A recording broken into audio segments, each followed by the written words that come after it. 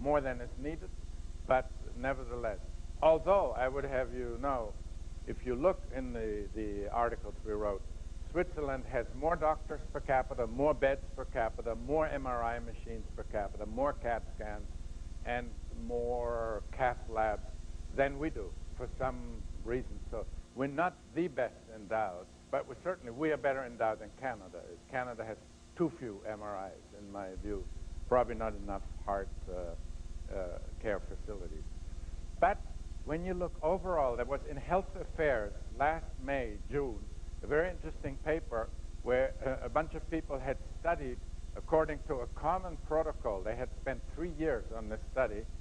They looked at 5 indicators: 5-year cancer relative survival rates, 30-day case fatality rates after acute myocardial infarction and stroke, breast cancer screening rates, asthma mortality rates, things of that nature, something like, I think, 10 or 15 indicators.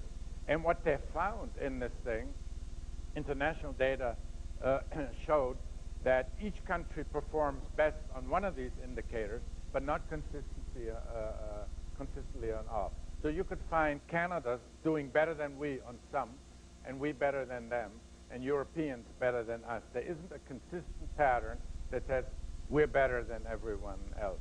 And that was sort of a bit of a shock.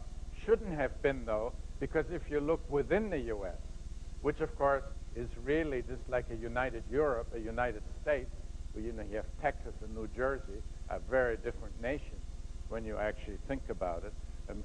Just our governors, one goes to church, one does other stuff, and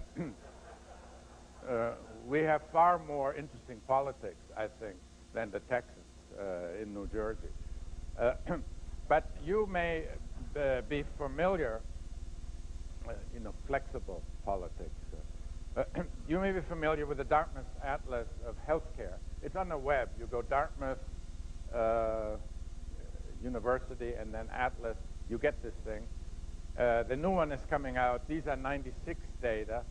And what they do in this, they look at the Medicare files, and they, of course, have a complete record of what Medicare paid for these elderly.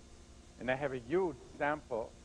And then they break the country down essentially into counties. These are hospital market areas, but each area is composed of counties, because that's the unit they observe. And then they can calculate what Medicare spent per elderly in 1996. And now I think they're working on the data, probably 2000 data. After adjusting the data for inter-county differences in the age, gender composition of the elderly. So if you have more elderly, that's taken out statistically.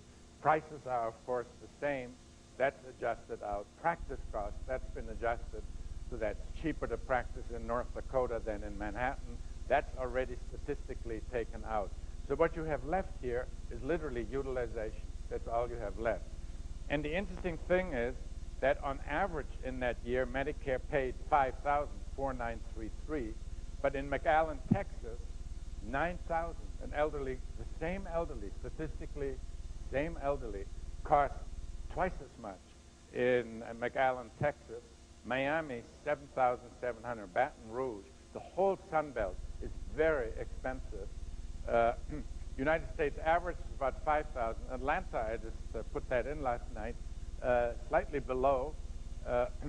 But if you look, Rochester, Minnesota, home of the Mayo Clinic, only $4,000.